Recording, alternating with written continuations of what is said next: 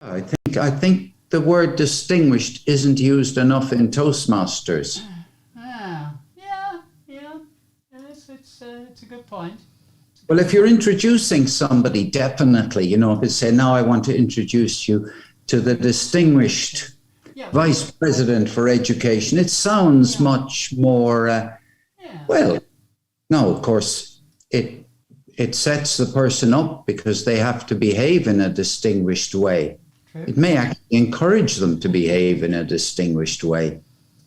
Well, sometimes we do, sometimes we don't.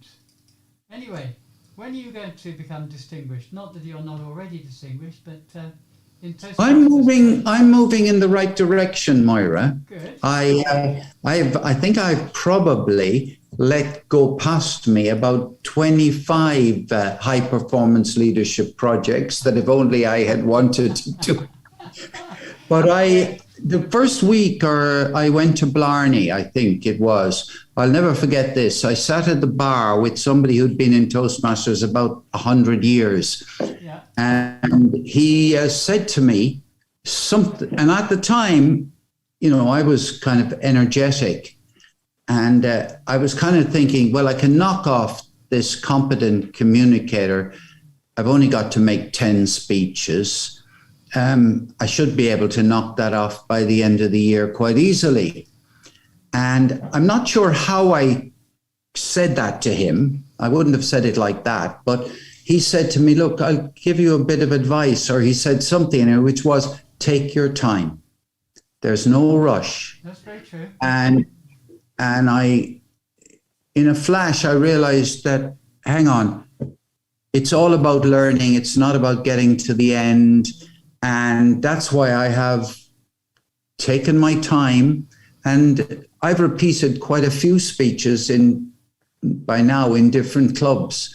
So any speech that I really, really like, I did one about playing golf on the moon recently, not that long ago, and I did it in 3 clubs.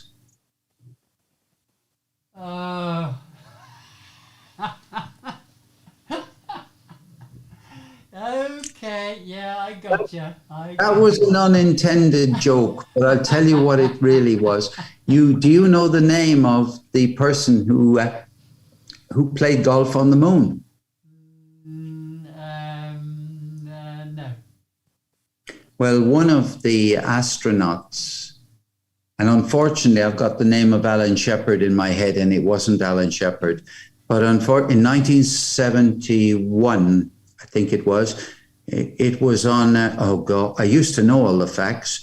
But anyway, he went to the moon, and under the influence of, I think it was Jack Benny. Who was Jack Benny's partner? Bob Hope. Under the influence of Bob Hope, who never went anywhere without a golf club, and who visited the astronauts training center, he suddenly got this idea that he would take a golf club to the moon.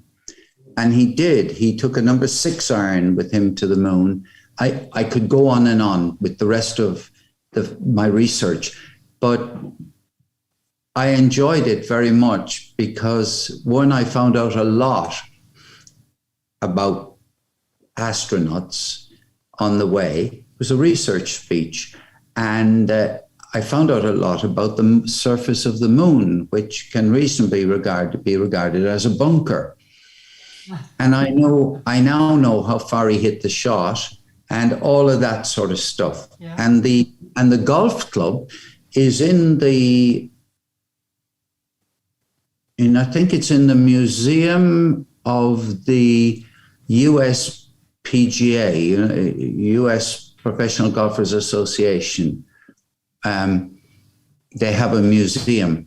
Yeah. And the 3 parts of it's a 3-part, it had to be assembled, and it's had hugely interesting things, like the fact that the spacesuits they used to use in those days would prevent you from swinging. You were only able to hit with one hand. You couldn't hold the club with 2 hands. Yeah. So you were obviously like a big blobby or something.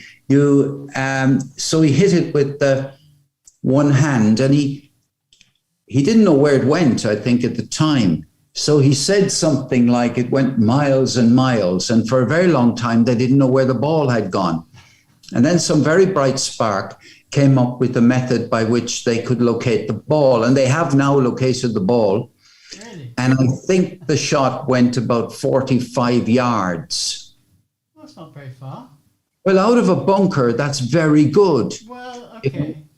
For some people, with a 6-iron out of a bunker, there'd be a good few. But you're right, of course. And I know. The reason this whole thing happened was because, I wish I could remember his name. He wanted to show Bob Hope the effect of gravity on the moon. Yeah. And that's where the golf ball came in, about how far you could hit a golf ball on the moon. And that's where I think that the atmospheric pressure on the moon is either 1/6 or 1/16 of what it is on Earth. I think it's not the atmosphere; it's the gravity. Well, gravity. Sorry, did I not say gravity? No, I meant to say gravity. Yeah. Anyway, all of that. So that speech I made in Toastmasters for Golf. Mm-hmm. I made it in One Country, One World, and I think I made it in Firebirds. Okay. And I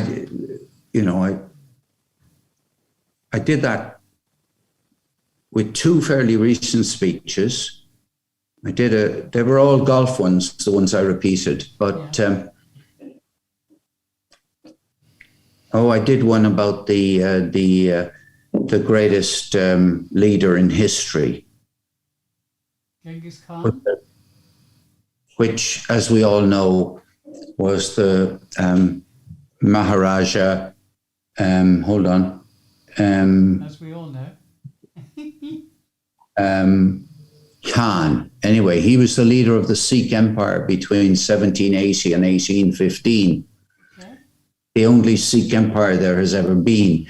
And he was voted the greatest leader of all time by subscribers to the BBC History magazine, which apparently has a very big readership. And he came in ahead of Churchill, a whole load of other people. Now, it had to be a good leader. So, certain leaders like Genghis Khan were disqualified. Probably unfairly, really, but anyway, much misunderstood leader. And as it's we're already 10 minutes into the session, shall we start recording? Oh, I think that's a good idea. Yes. Yeah. None of that has been on the podcast, right? No. That's a bonus track for the YouTube watchers. And we should say a formal hello to YouTube. Hello, YouTube! Season's greetings. Happy Christmas, happy Hanukkah, is it? Happy holiday. Thank you. Yeah, and all those other festivals, pagan, Muslim, Christian. I like the alliteration, you see. I like happy holiday. That's Toastmasters encourages the use of alliteration. Yeah. So now you could say carefree Christmas. But I haven't had anybody wish me a carefree Christmas in this of all years. But happy holiday is my favorite. Yeah. So happy holidays to everybody watching this stream, either live or in post, as they say, as a recording. And I hope you enjoy watching us trying not to make fools of ourselves as we record our weekly podcast. Now, as I said, I think earlier, this is the last recording we're going to make before the holiday period, because next week is only 2 days before Christmas, and then the following week will be between Christmas and New Year, when most people are on holiday and not working and doing. Well, it's nothing to do with that. It's because Moira O'Brien wants a holiday. Let's get it very clear that the only reason we're not doing it on Christmas Eve or whenever it is because Moira wants to have a break. And we had a vote on the Central Committee for the podcast, and we decided that we would grant her a break. That just left me. And the problem with that was that there's no way you can do this podcast with just one person, especially if it's Paul O'Mahony. So that's why, listeners, we all know that Paul O'Mahony is perfectly capable of holding the stage on his own with no prompting from anybody else for hours and hours on end, as we have seen over the past however many years he's been in Toastmasters. Not quite as long as me, but nearly. Moira, have you got any quotations by any chance about the relative values of speaking and listening? Is there any chance you could come up with something off the top of your head which would put value on listening by any chance? I'm sure I could find one if I type into... Churchill would be a good person. Can you go through his collected works and see if you can find any quotation? I've got 841 quotes about listening. Yes, well, okay, I'll stop messing around. You told me earlier today that you had a quotation from Churchill about the value of sitting down and listening. We're going to do that in the show, so let's start the show. Shall we? Oh, we haven't started the show already. Oh, right. Okay. Well, I wasted all those words. Because we have a formal start, don't we? Apart from yeah. 3, 2, 1, I have to click on record. And let's record here as well to the cloud. And record here. So I have all these background tasks that I have to do. Well, look, the regular... Oh, there we are. Recording in progress. There we go.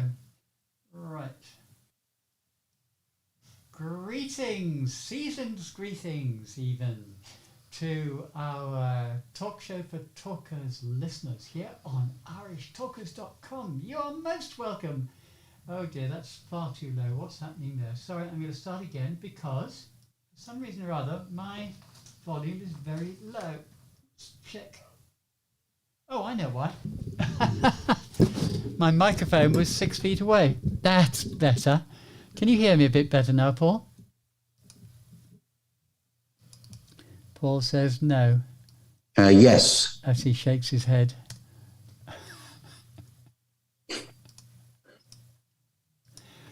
Greetings, one and all. Happy holidays. Wherever you are in the world, good morning, good afternoon, good evening, and welcome to the Talk Show for Talkers on irishtalkers.com with our final series of episodes before the holiday season. Our usual intro. I can't be bothered with our usual intro. You know it all by now, don't you? Because you've heard us so many times before. We've got a website. We are on Facebook. We publish the Public Speaking Weekly. All that's... Well, let's just get on with our Christmas greetings. But before we do, I have to introduce you to the perpetual, persuasive,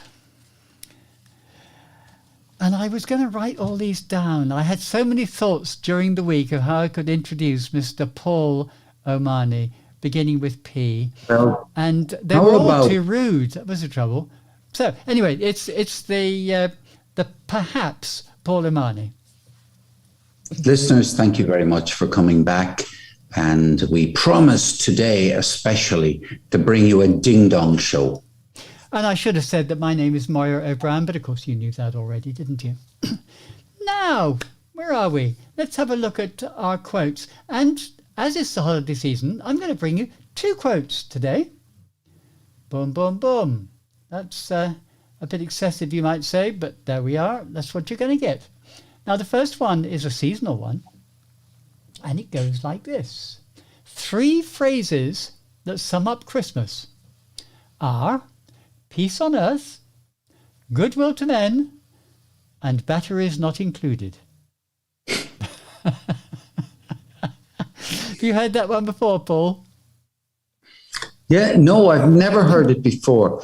Could you do it again with just leaving a bigger gap between the individuals so as to bring up the impact of the very last line? Okay. 3 phrases that sum up Christmas. peace on earth, Mm. goodwill to all men, Mm. and batteries not included. I think that's better. Because everybody, of course, is peace on earth, goodwill, etc., and they're waiting for the third biblical type thing, and then you zap them with batteries not included. Because we've all had that terrible experience at Christmas, and we were children. We got this wonderful thing, and it came in a box without any batteries. Oh, Paul, I can remember it so many times in my youth. I really can. So let's look at our rather more sensible one, and one that maybe we can have a sensible discussion on. And that is from that ebullient speaker, Sir Winston Churchill. It goes like this. Courage is what it takes to stand and speak. Courage is also what it takes to sit down and listen. How about that, Paul? Courage is what it takes up to stand and speak. Courage is also what it takes to sit down and listen. Now, I think you can relate to this, Paul, because you are the first to stand up and speak in any occasion. How good are you at sitting down and listening? I'm very good at it. It's one of my greatest strengths that people don't notice. It's something that demands courage because I have to resist the internal compulsion to say something interesting. And yet I have to then listen to what somebody else is saying, which is interesting. And it's a continuous developmental relationship, which is almost dialectical. Now, there's a word for the week, Paul. Dialectical. I'm not sure that I can even, at this stage, give you a definition of dialectical. It's one of those words which one knows of, but it doesn't really sort of go.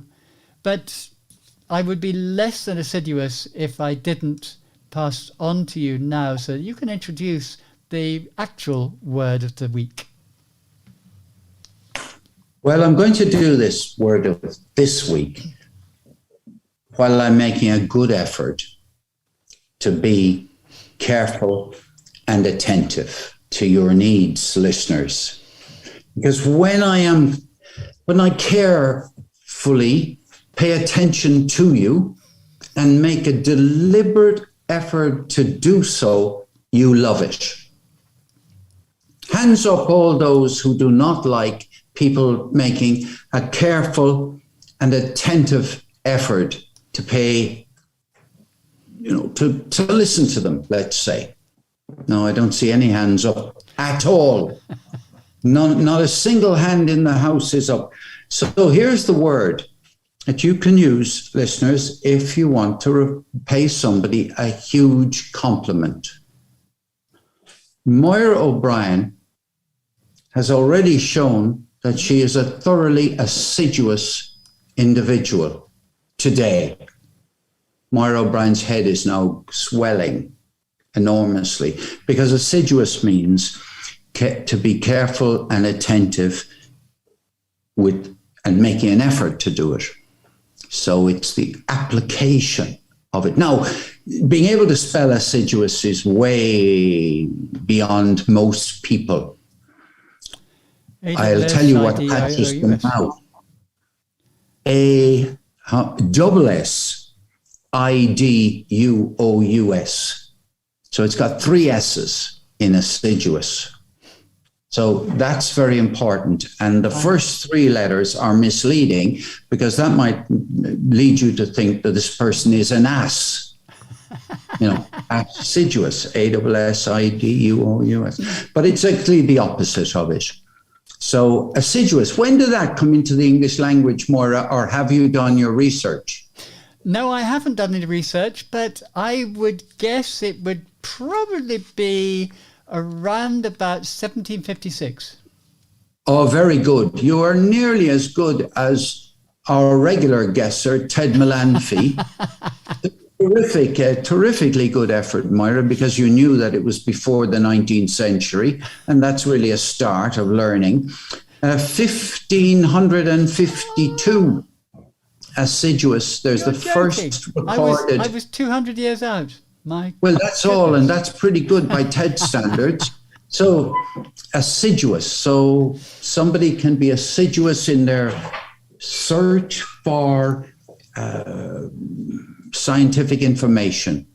You would need to be permanent, you'd need to be persistent, and that would involve making an effort. And you need to be careful, which would mean you'd need to be accurate, paying attention to what was accurate, and attention is given. So there, assiduous, a particularly complimentary word to use when you are evaluating the speaker's effort. This was an assiduous,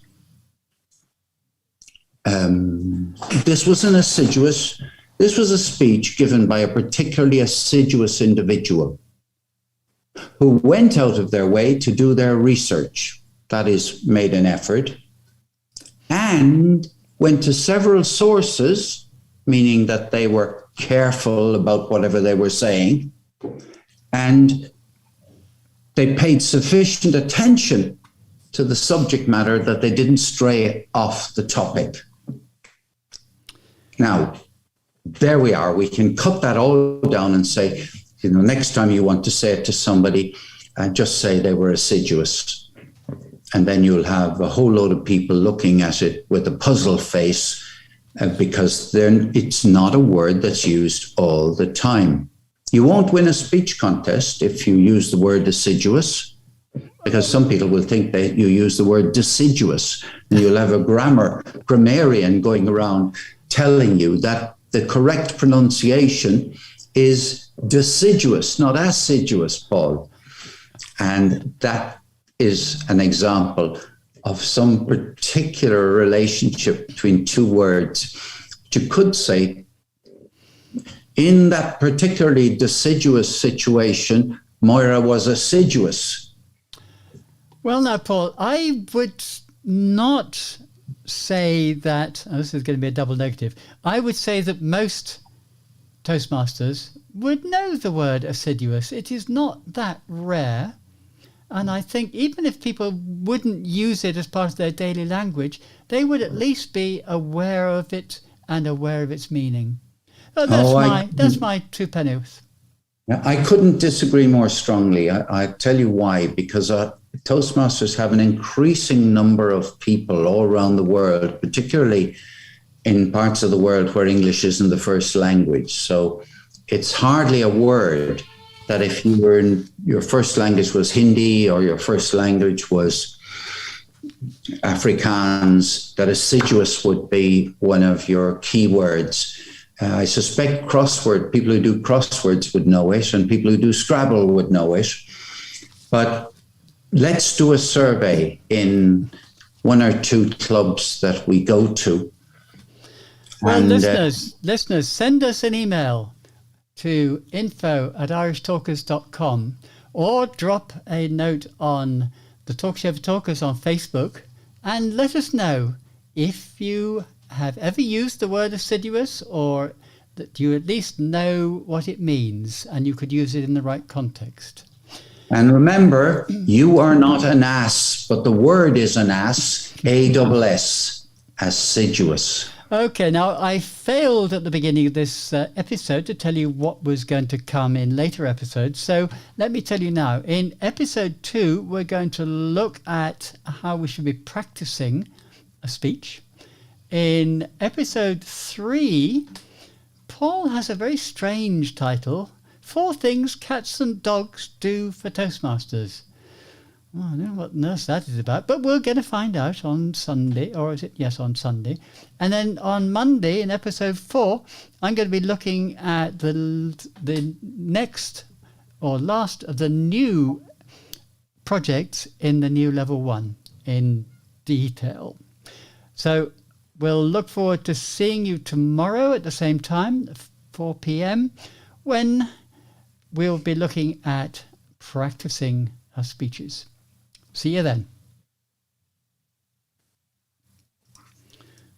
Okay. That was acceptably bad.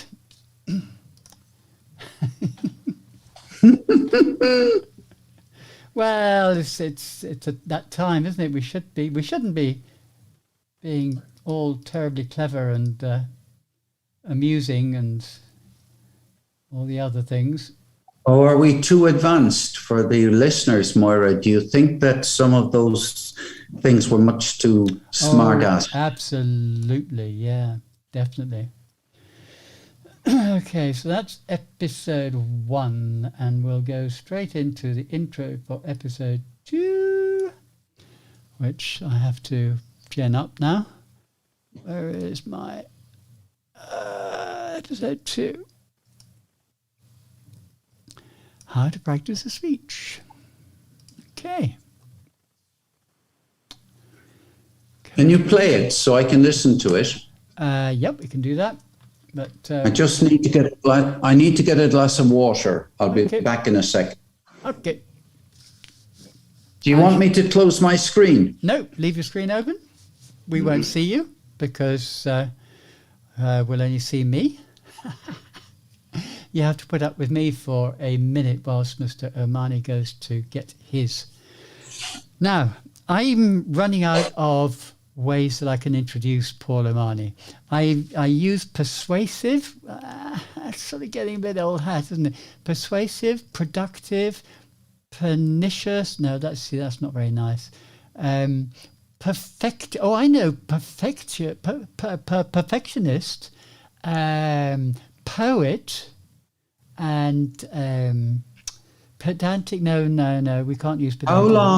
How long will it take you? How long will it take you to get a good word like punchy? Well, I'd have to think about it for at least a year before I get it right. Anyway, let's press on. So where is we? We are at the beginning of episode 2. So here we go. Welcome back, listeners, to episode 2 of this week's Talk Show for Talkers here on irishtalkers.com. I'm delighted to bring you this week a piece from YouTube by a gentleman called Alex Lyon, who is a communication coach and has a number of really good videos on YouTube, which I recommend you to look at. If you go to our website, you'll find a link there. This is entitled How to Practice a Speech. So sit back and enjoy. Now it's quite short, Paul, so what am I doing? 5. We will have plenty of time to talk about it if you want. So I should listen carefully. I think you should listen. I think it'd be a good idea. I will be assiduous. The way you practice it. You'll be assiduous in your assiduity. Right, here we go. The way you practice a presentation directly influences the outcome. So in this video, we're going to talk about how to practice a speech. Let's get into those details.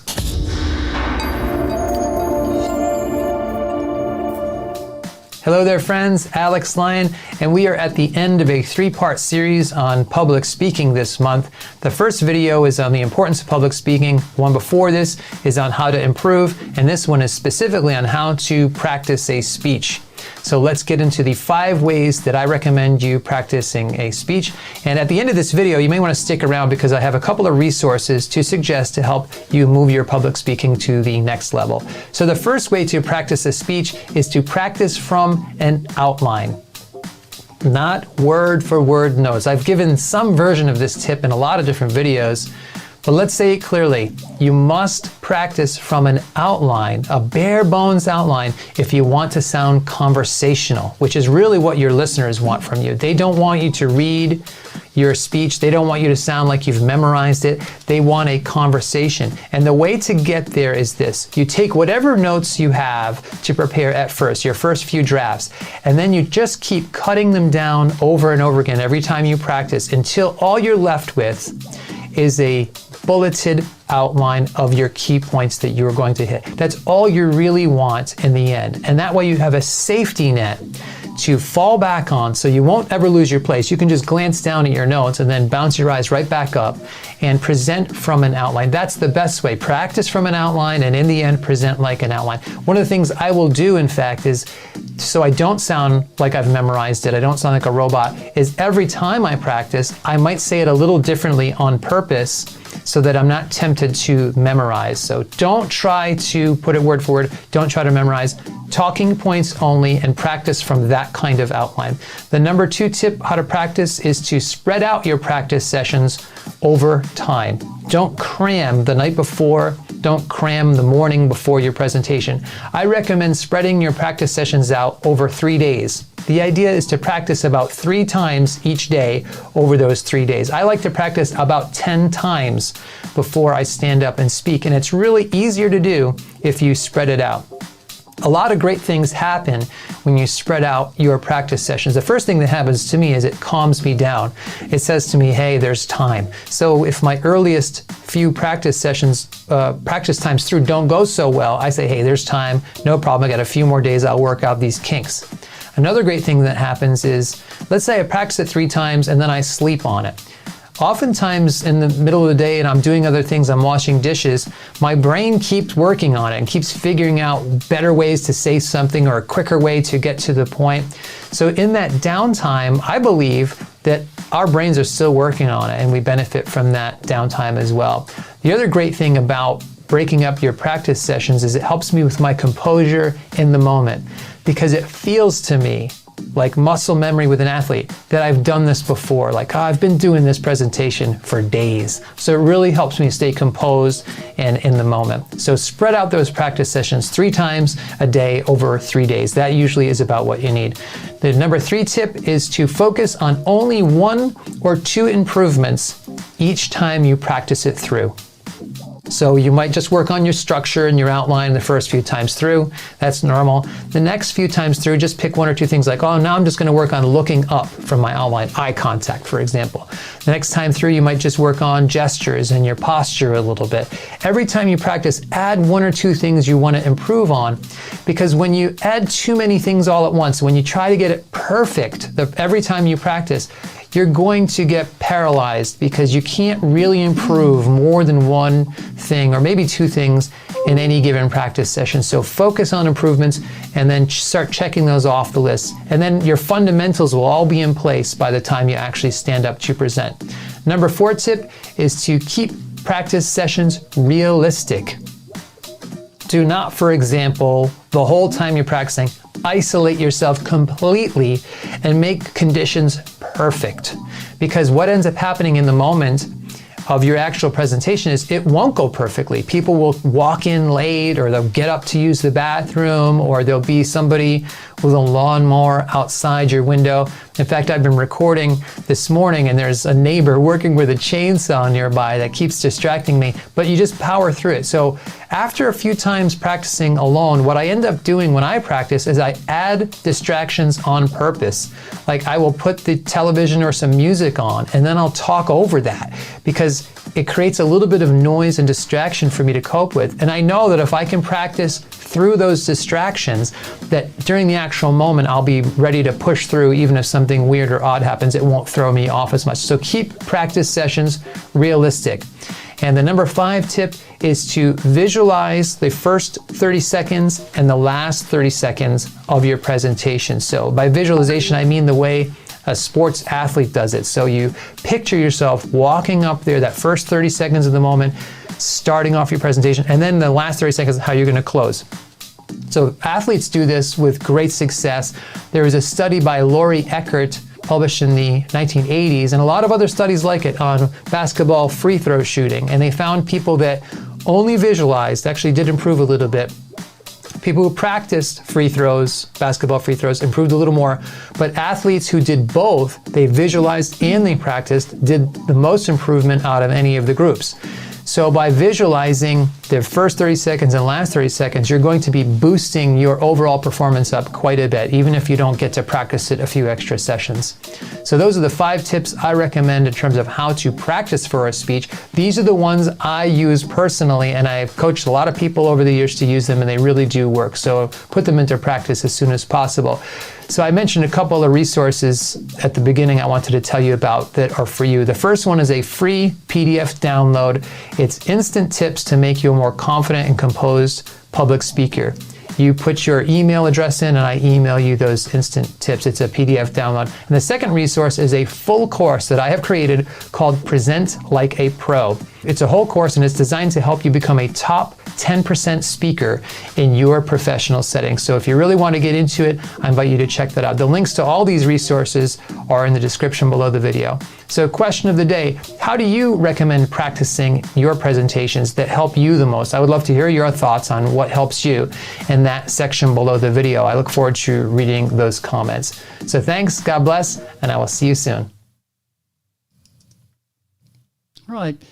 We actually lost Paul during that segment. Oh, I see what went wrong. I couldn't understand why my screen went all funny.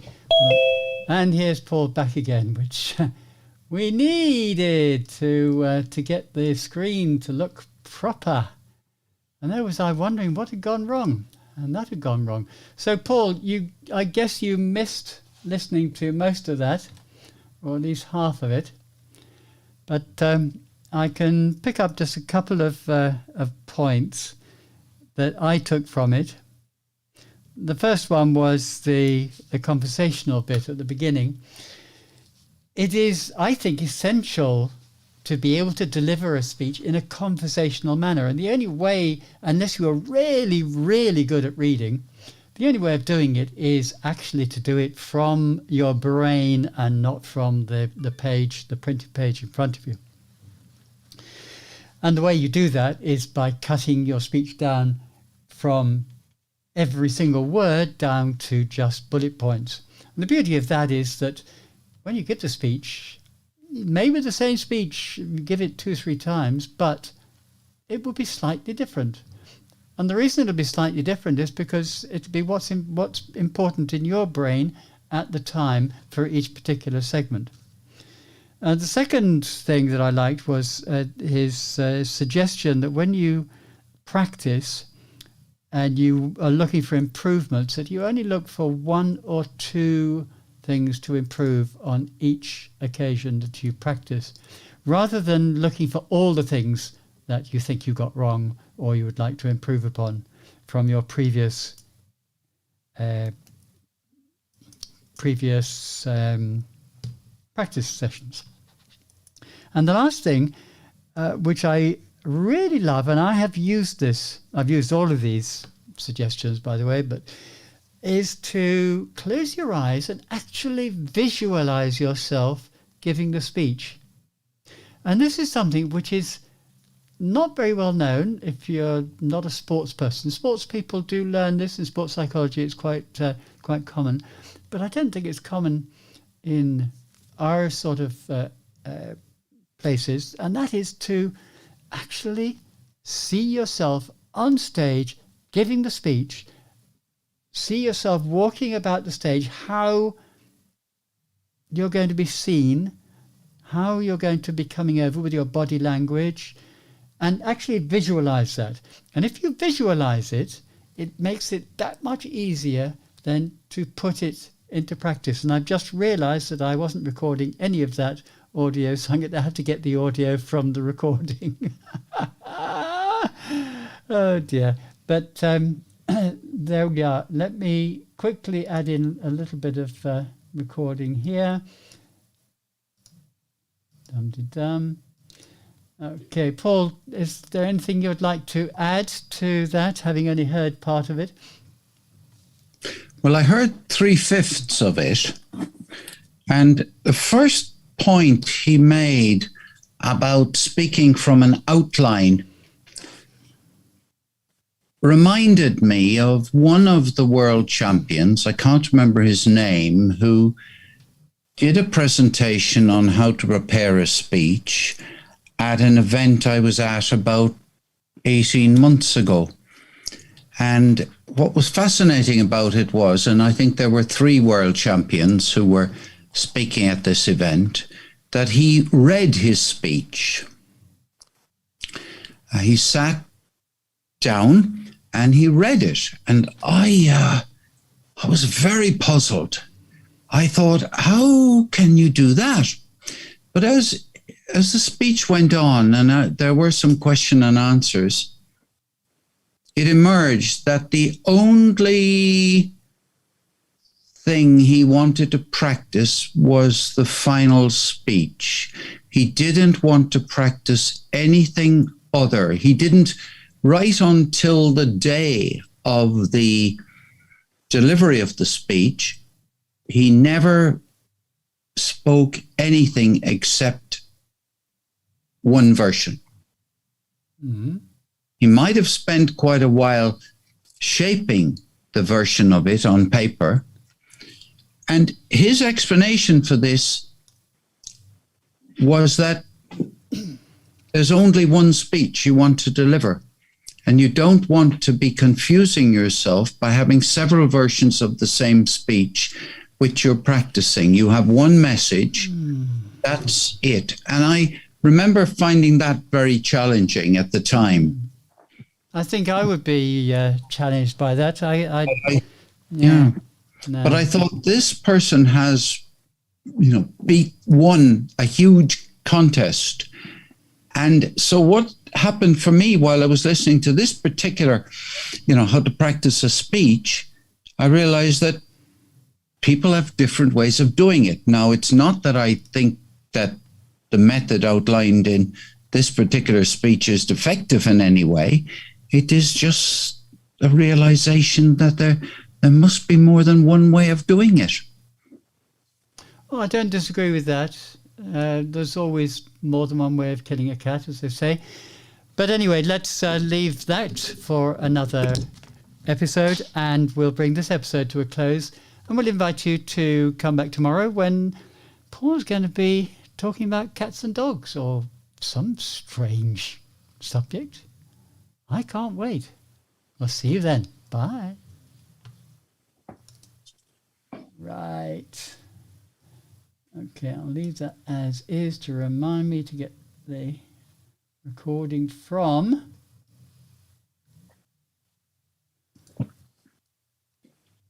the recording, if you know what I mean, which of course you don't, because you don't understand what I'm doing, which is quite okay. You're not supposed to. But it's just a matter of this and that and a bit of the other, and X marks the spot. And if I put it back there, and then I'm playing around with the Audacity recording. Okay, I will do. Play around with that later. And is that on episode 2 line? That's on episode 3 line. Okay. That's that for the moment. Right, are you ready, Paul? I sure am. Okay, let's bring us back in.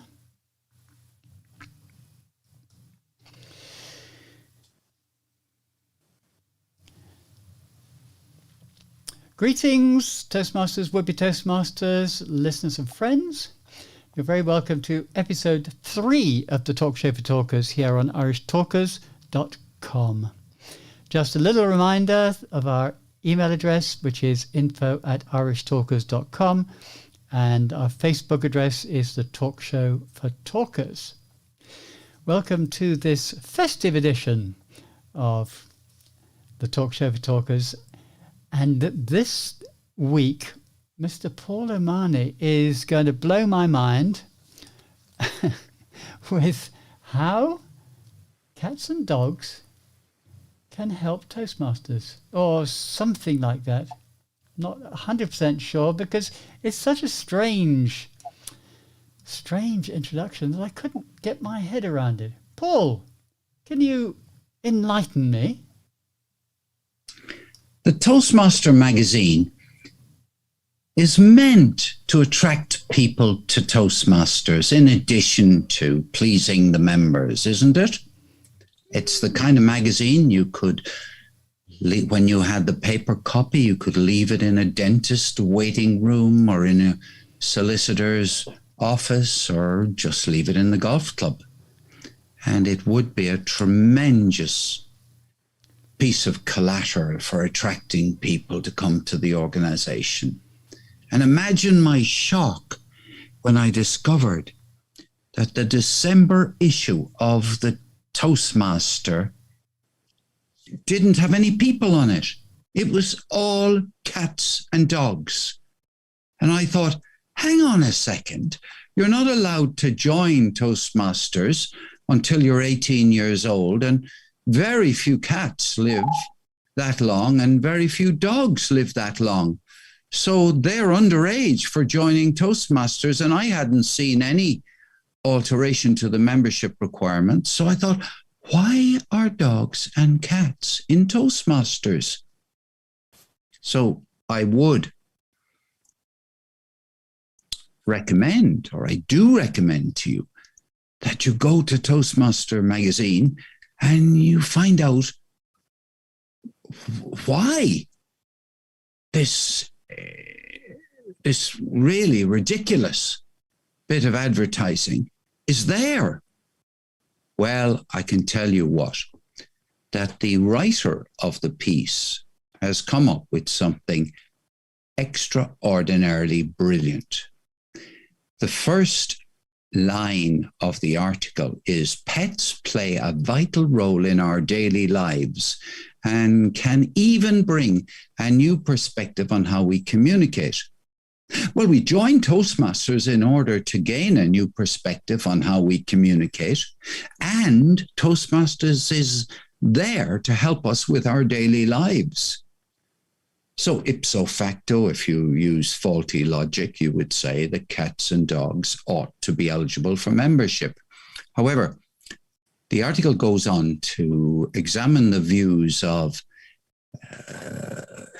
Anad Sebastian Kutummel and their dog Marshmallow.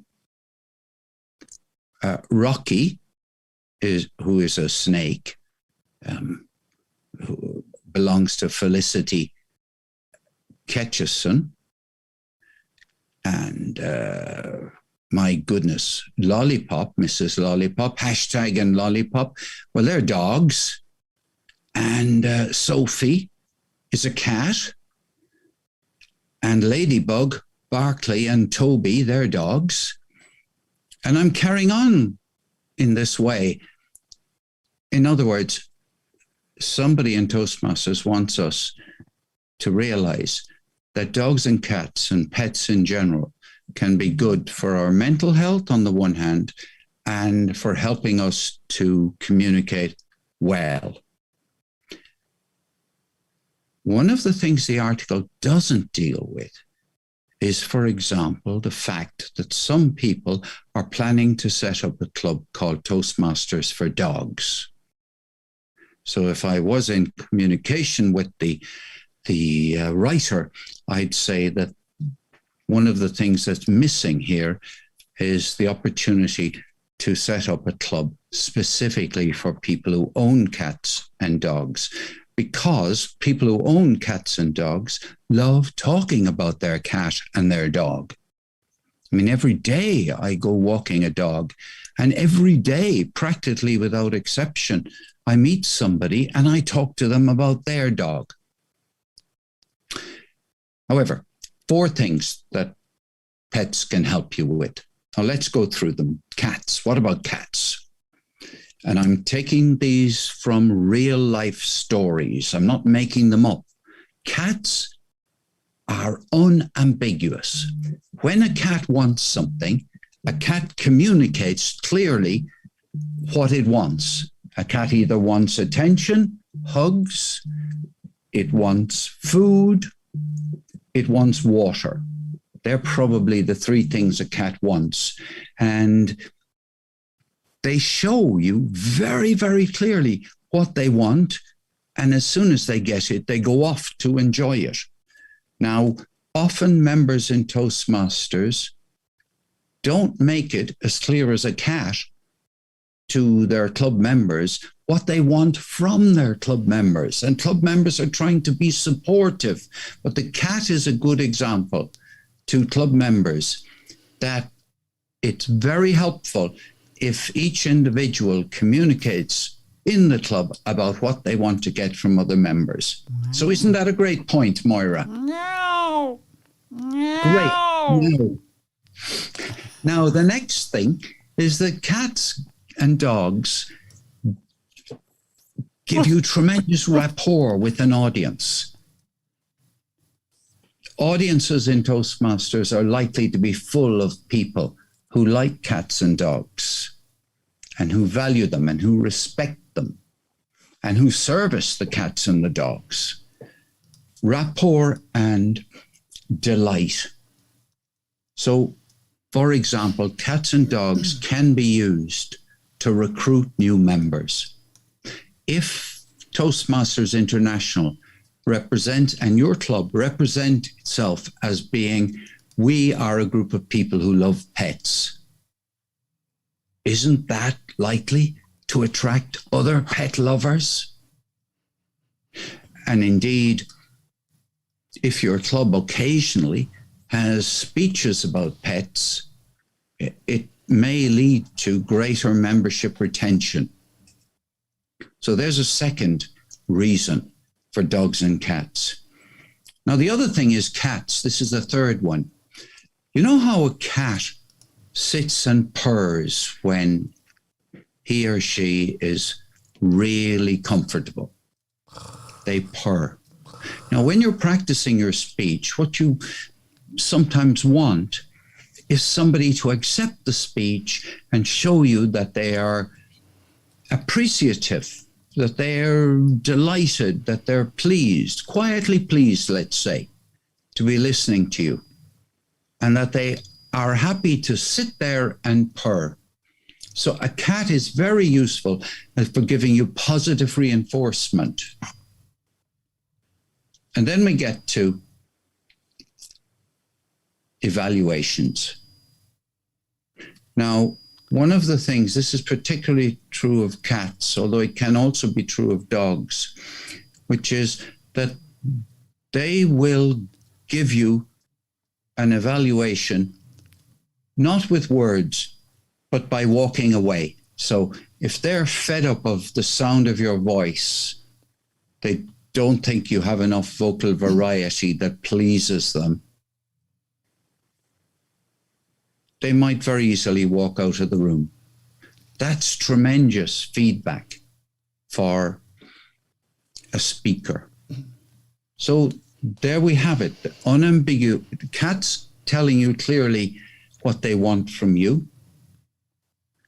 Dogs and cats leading to tremendous rapport with an audience and increased recruitment and retention at the club. Cats expressing in particular, and they're very discriminating, their satisfaction with what you're doing. Dogs, on the other hand, would pay attention to you even if you were making a pretty awful speech, so long as they got attention back. So dogs aren't so good for this. And finally, if the animals will evaluate you by either staying or leaving.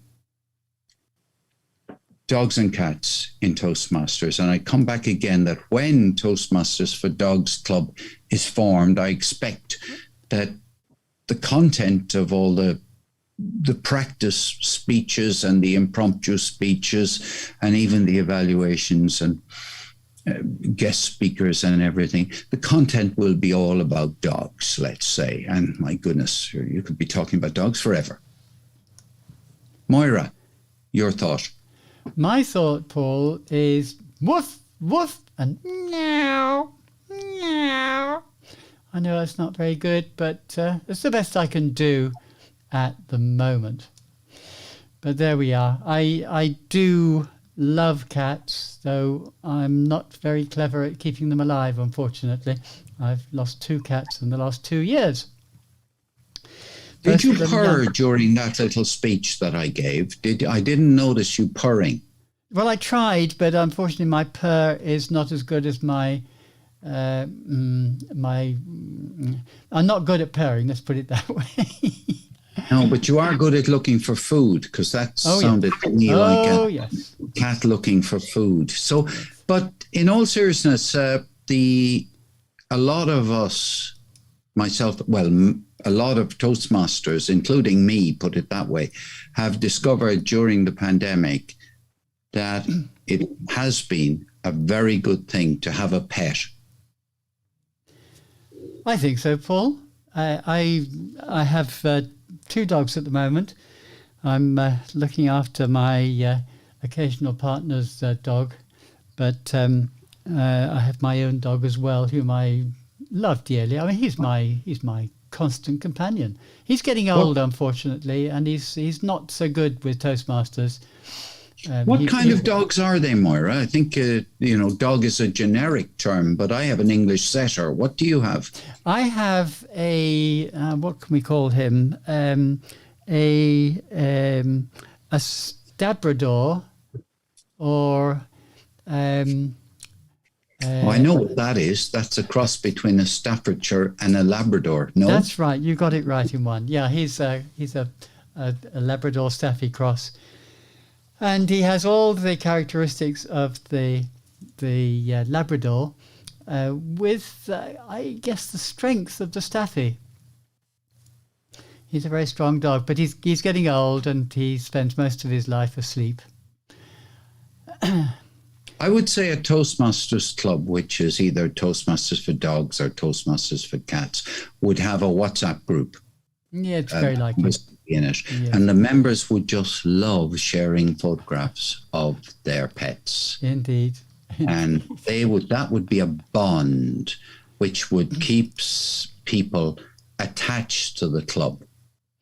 Could well be, Paul. And on that note of attachment, let's bring this episode to a close. And we just have one final episode to come before we take our holiday break. And that is looking at the second and last of the new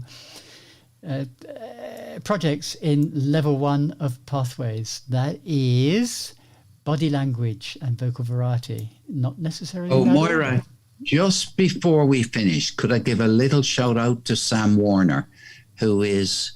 District 71. Sam is also featured in the article in Toastmaster.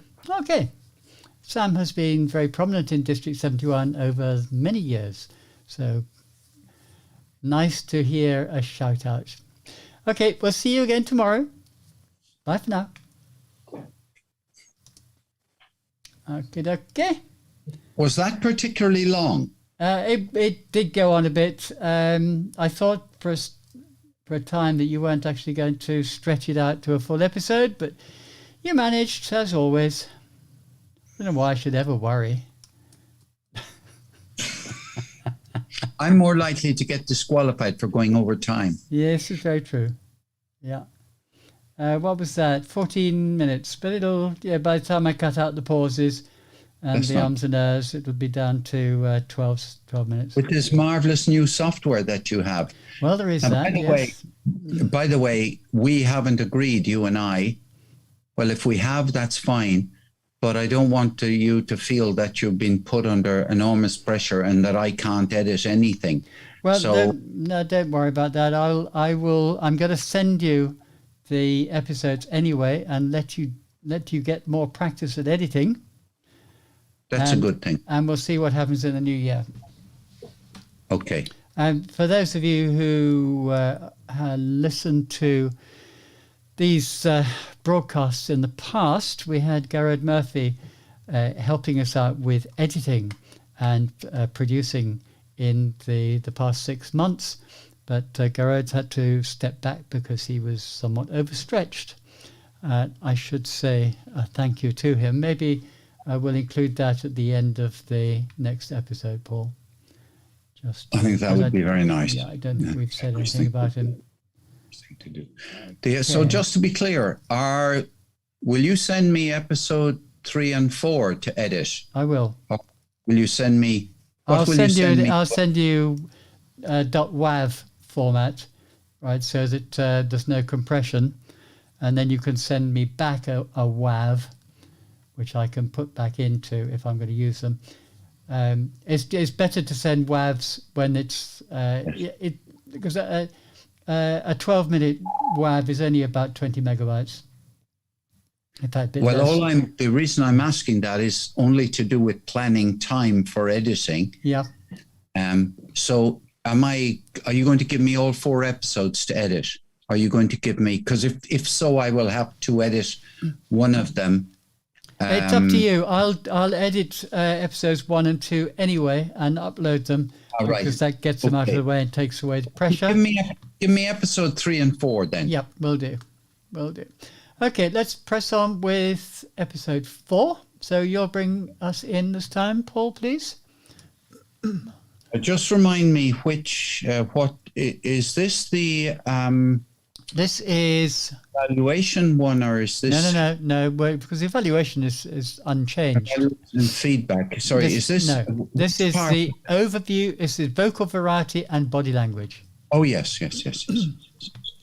Great, okay. Great. Right, 3, 2, 1, go. Listeners, you're terribly welcome to this episode of the Talk Show for Talkers, coming to you today from Cork in Ireland, from Paul O'Mahony, who will be in the background, and Moira O'Brien, who will be in the foreground. And today, I have one message for you. What you're going to hear next, will you make a few notes and keep your notes, because Moira is going to take us through something brand new in Toastmasters education program.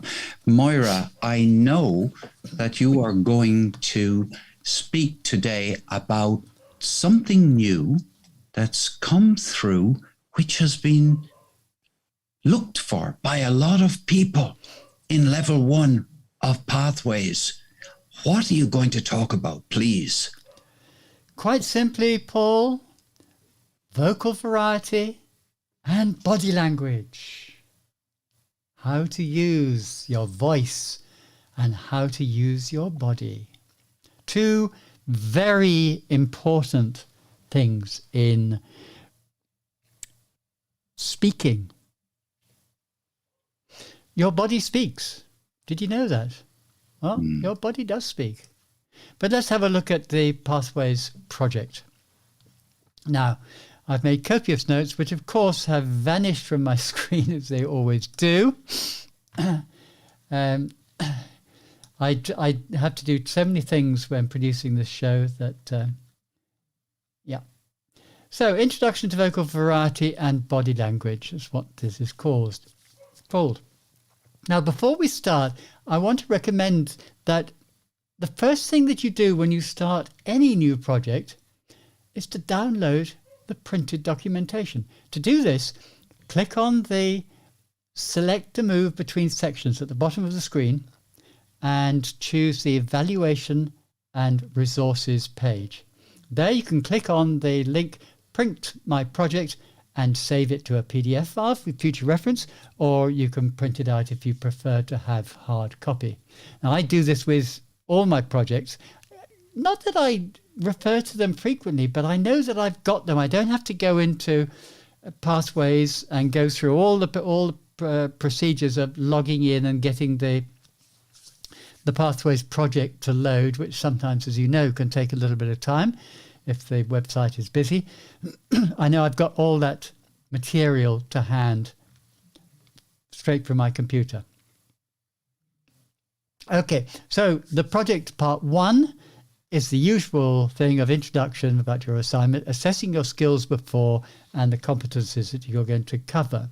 Part 2 is all about vocal variety. Part 3, all about body language. And then part 4 is planning your presentation. Part 5, of course, is completing your project, with the most important thing there, assess your skills after. If you don't do that, you can't complete your project.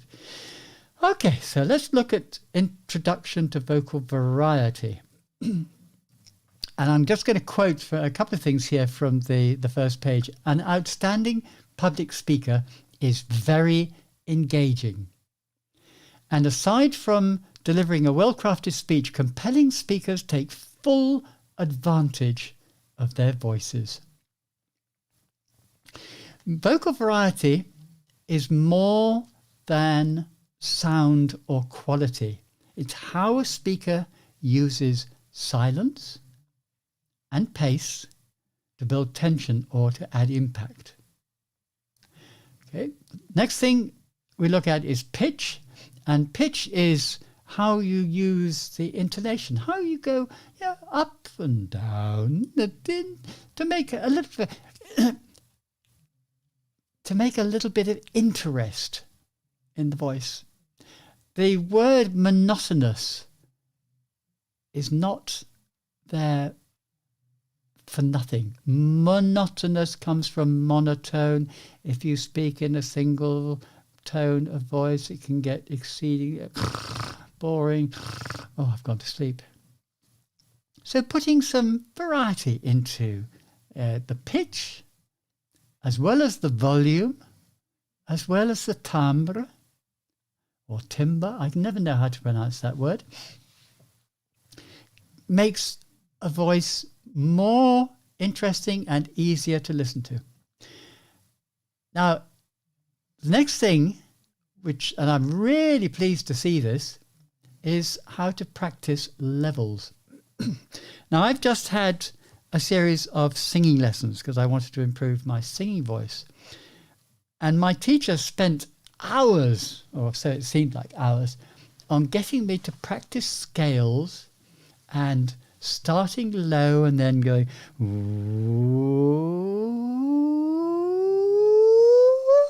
etc., and up and down to increase my range and to get me to learn how to produce these sounds. And I'm delighted that Toastmasters are adopting exactly the same thing. Practice scales and start low and work up to high and try to extend your range. Next thing, take your time. Don't rush things. It'll take time for you to improve. The more you do it, the more you are going to improve, the more you're going to extend your range. Be gentle. Don't try to strain your voice. It's not difficult to strain the voice if you overdo it. Repeat. Do it again and again and again and again and again. And broaden your range. Okay, tone. Your tone is the emotion behind the sound of your voice. We can impart many different ways, many different thoughts in our audience just by the way that we speak and the emotion that we can produce from our voice. Volume and emphasis. We can speak softly, as I just did, or we can speak powerfully. Appropriate in different circumstances. We can give emphasis to particular words. Emphasis. We can call the audience's attention to specific thoughts, specific ideas, as well as to specific words, by the way that we use volume and emphasis. Next is pace. Pace, to me, well, they're all important. I was going to say it's the most important. It's not. It's one of the more important things. Pace, varying your pace, giving yourself time to think, giving your audience time to absorb what you're saying by speaking in a measured voice, by putting pauses in at places where you want your audience to stop and think and absorb. These are all very important things. And then the last thing on this is watch Mike Carr, the 2020 World Champion of Public Speaking, as he gives his speech, and it's an amazing example of body language. Sorry, not of body language in this case. It's though his body language is great. It's for vocal variety. Okay, part 3 is body language. Body language is stance and movement and gestures. And this is what they're going to cover. Body language is a non-verbal expression of emotions, feelings, and ideas. Your posture, movement, position, gestures, eye contact, and facial expressions all contribute to the message you send when you speak. And your body language can enhance your communication or undermine your message. Be aware of that. So we have posture, we have stance, we have position, and we have movement. So those are 4 different aspects of body language. And types of gestures can be descriptive, emphatic, representational, or prompting. For example, hands up if, getting your audience to respond. And their example is Ramona Smith, the 2018 World Champion of Public Speaking, and how she presented with boxing. It was a bit theatrical, but it's a good demonstration of descriptive body language. And lastly, plan your presentation. Review the evaluation resource. Now, this is quite important because the evaluation resource here is slightly different to the normal ones. You can choose to have yourself evaluated using the speech profile. And this goes through, instead of the usual 5 or 6 or so headings, what is it? 7, 8, 9 headings. This covers specific things like effective or ineffective, loudness and volume, pitch, voice quality, articulation and word usage, timing or rate, and vocal variety. Okay, so that's slightly different, and it is very specific to this particular project. So that's it. Lastly, of course, the usual thing, review and apply. They do also suggest you meet with an experienced member, which could be your mentor or another club member, or your evaluator, and keep on extending your learning. That's it. That covers the whole subject of body language and vocal variety. And I am absolutely delighted that they put this in.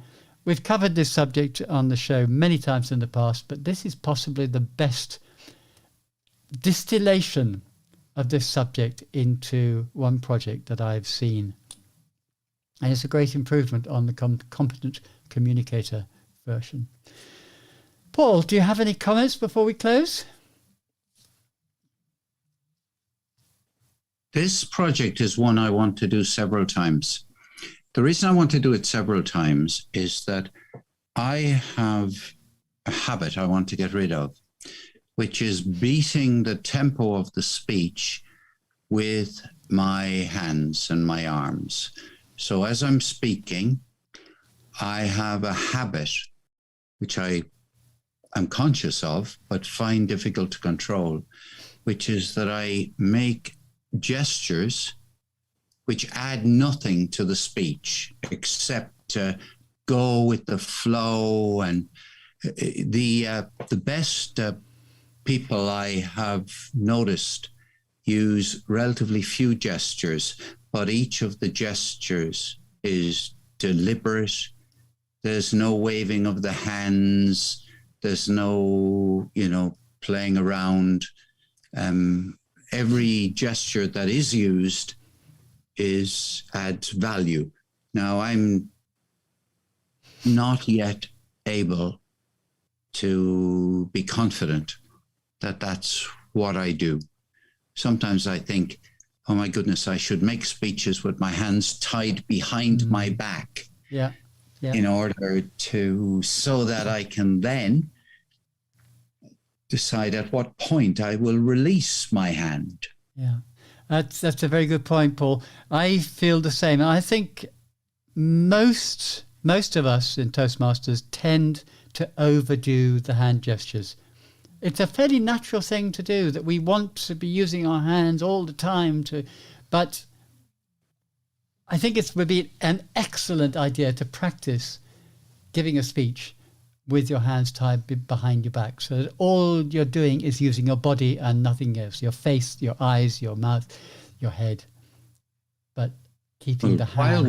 While we're on that theme in relation to this episode, I would like to organize a club meeting at which all of the speeches were made in the dark, so that vocal variety could be what evaluators concentrate on. Not your position on stage, not your gestures, but your variety of volume, your variety of tone, and the word you used, variety of timbre, which is pronounced timbre in the United States and timbre, because of its French origins, on this side of the Atlantic. So that's I think that's an excellent idea, Paul. Now I have to persuade, because it's such a radical idea, I think I will need to at least bring it to the club committee so that I have some supporters for it. Otherwise, it would be a very big shock. And the last thing you want to do when you're running a club meeting is to shock people. Indeed so. Surprise, yes, but not shock. And on that shocking revelation, Paul, we'll bring this episode to a close. We'll wish you... actually, before we do, I just want to mention Gerard Murphy, who has been assisting us with editing and with the actual production of the show live, with the recordings live, should I say, for the past 6 months. He's taking a break now, as he was somewhat overextended, but his assistance was invaluable for the time he was here. And I just wanted to give a quick shout out to him. So that's it. We'll wish you a very happy holiday season. We will be back in the new year with a complete series of shows, as always, for the rest of this season, season 8 of the Talk Show for Talkers. We've been going for nearly 8 years. Isn't that amazing? Wow. Blows my mind. Anyway, and we'll hope to see Ted Menanfi back, so I can take my usual back seat instead of opening my mouth continuously and interrupting Paul as he gives us his diatribe. So that's enough for me. Happy holidays. Bye for now. We'll see you in the new year. Bye-bye, listeners. Have a great time. And we'll say goodbye to YouTube as well. So goodbye and love you all. Thanks for watching. Thanks for listening. We'll see you in the new year.